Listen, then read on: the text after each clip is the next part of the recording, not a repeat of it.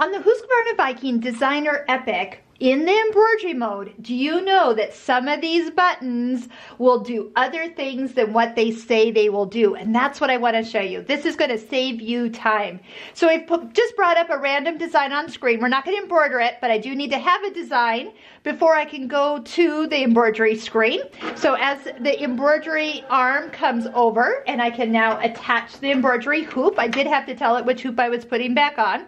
All right, so it's ready to stitch the first color. But what if I needed to do something in the hoop? This first one is going to save you a lot of time. So sometimes what we'll do is touch the needle up down button. When you do this, this is what's called a trim position. So what it does is it moves the hoop all the way to you. The needle looks like it's hovering in the top right corner of the embroidery hoop, which it is, and then you can do stuff. Let's say you're doing an applique, you can get that put on. It stitches it down. Now you need to trim the applique, so now you can touch the needle up down button and then trim it out. Now if there's lots of little ins and outs, I do take the hoop off the machine, but if it's just a couple straight edges that I need to trim down, you'll see me using the needle up down button often. Now if I'm here, if I just push start, that will move it back to, and you know what I'm going to do is I'm going to just take the thread out of the needle, and when I push start, it's going to go back to where the design is going to start stitching. I could have also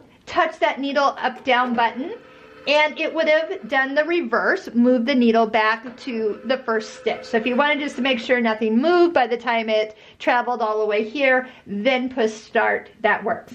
The other thing that works on this screen is what's called a fix button. The fix button will actually bring up what is called a basting in the hoop feature. Now if I actually open up my little color menu, you'll notice that your colors have disappeared and they've been replaced by a single basting line. Now that is also the same function that you see here on the screen. So if I do question mark and touch here, this basting in the hoop feature, there it is, good, is an option. And so that is something that you can actually do. When you do touch it, it does give you two options here, based around just the design or based around the entire perimeter of the hoop. So you get to choose, and you can, I think you can actually do both. Yes, and so it'll do one and then the other. That's good to know.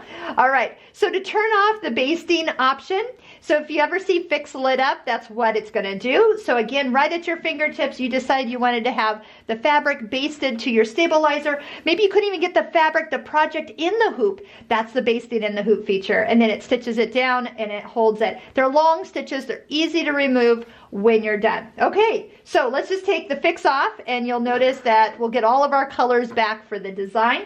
Super easy. The next, let's hear, two more I want to show you. Okay, the stop button. The stop button is on when you bring a design in. That means it's going to stop between each of the colors. Right here, we have 4 colors, so after each one, it stops, so it changes. But one of the things that is handy, so if we just wanted to stitch this design in one color, maybe you put variegated thread on, you're using it for all 4 steps, just touch the stop button, and you'll notice on screen that it grays everything out. That means that there's no color stops. It's going to stitch from the first stitch to the last stitch without stopping.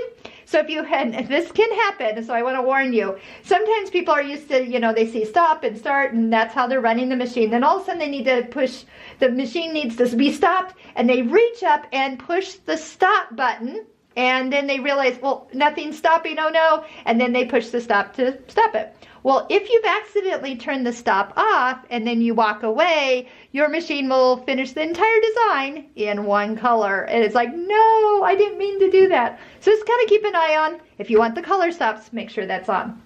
The last one I want to show you is the scissor button. Now, most of the time when you finish a color, you hear the scissors cut. The scissors are cutting just the top thread. So if you're going to pull the hoop off and maybe trim something, you'll notice that you are still connected to your bobbin thread until you get to the last color. And at that color at the end, that's when it actually will cut. So if you're going to pull the hoop off and you wonder why you're crossing the room with a gigantic string of bobbin thread following you, it's because it didn't know you were going to walk away from the hoop. So here's a trick. You can touch the scissor button one more time after it's stopped, and what it'll do is cut that bobbin thread. So I hope these 4 buttons 4 functions on the front of your machine will save you some extra time.